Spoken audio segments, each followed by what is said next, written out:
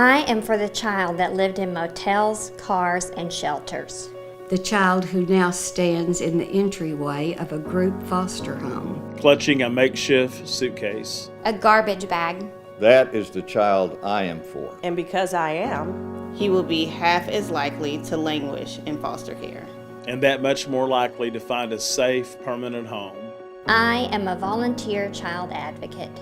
I am a volunteer child advocate. I am a volunteer child advocate. I am you. I am you. I am you. I am you.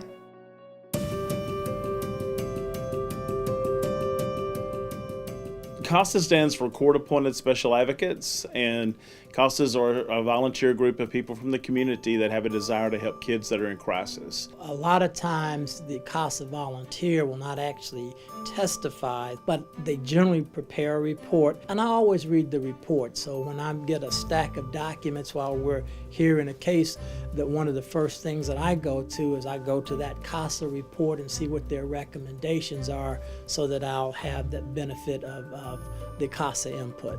What a CASA allows is someone who has more time and more opportunities to get into the day-to-day life of a child, how they're doing in school, how they're doing in a foster home if they happen to be in a foster home, or even in their parents' care. And along with getting that more detailed and daily information, they also are able to come to the case with a different perspective. A CASA is unique in that he or she has access to children's medical records, school records, therapy records, and that is done by court order, which tracks the statute.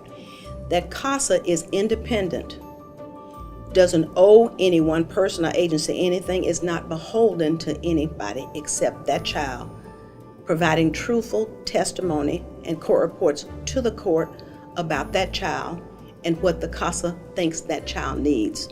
My experience with CASA has been whatever needs to be done, if it is possible to get done, CASA will do that. Everybody has very specific roles, and to me, CASA is the gap filler. They don't have an official court title, so that makes parents a little bit more comfortable with them. A lot of times parents think everybody in the system is against them. Well, CASA comes in sort of as a part of the system, but not really the system. At any given time, just myself alone in the position that I'm in, I can have anywhere from 80 to 100 cases. And so each of those cases may have anywhere from one child to 4 or 5 children.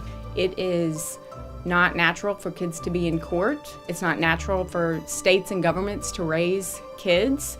And CASA advocates have the unique position of being assigned to look after a child who's involved in a court case.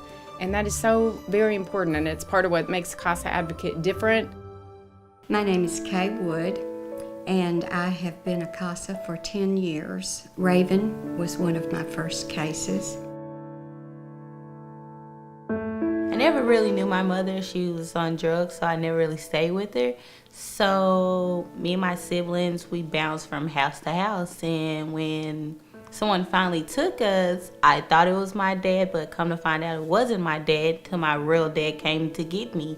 So I was young. I would say I was about 9 or 10. And so when I did go live with him, he threw me off on his mother. And so she raised me from elementary all the way close to high school. And so she said it was my dad's time to raise me. I guess he didn't know how to be a parent or didn't want to be a parent. So he had like an anger problem. And so since I didn't know how to control my anger without having like a mother or father to raise me, I was lost, hurt. So I had anger problems too. So we just didn't get along. And so we got into an argument one day. We actually got into like a physical altercation, and he drugged me out the house, and I ran to a Sonic that was real close to our house, and I called the police. At that time, I didn't know how it felt to leave that situation or what I was getting myself into. So I was really scared. I met Raven just before her 16th birthday, and she was living in the group home, and there were so many girls in all parts of the house that the only place for us to meet was in the foyer. And there was a little table with chairs there, and it was very cold there. I remember that. The house was drafty, and I was so cold. But I have never met such an angry child in all my life. Raven did not trust anyone. She had been conditioned to not trust anyone, and she didn't trust me either, and it was obvious. She wondered what I was doing showing up in her life now. Why didn't I show up 2 years ago when she really needed some help? When I was younger, about 13, I've never had a CASA, so every time I went to court, I would just be quiet. I didn't never say anything. So when it was my time for the judge to say something to me, I never said anything, so I never got my voice out. So when I met Miss K, she's like, I'm your voice. I speak for you. So if I want to tell her something, I'll tell Miss K and she'll tell them. I was determined that everybody else in her life had let her down.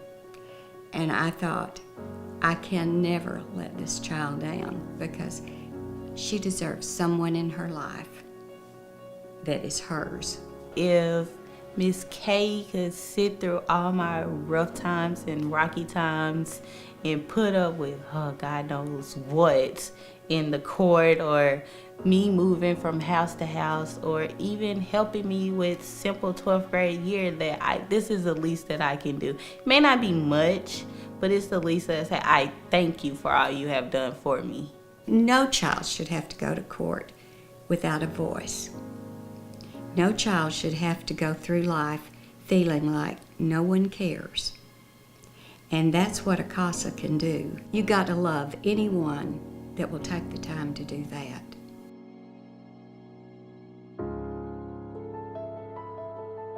CASAs are everyday people. They are people that you don't have to have a special background in law. You don't have to have a college education. We just, again, want someone that's got a heart for children. So I do have a full-time job.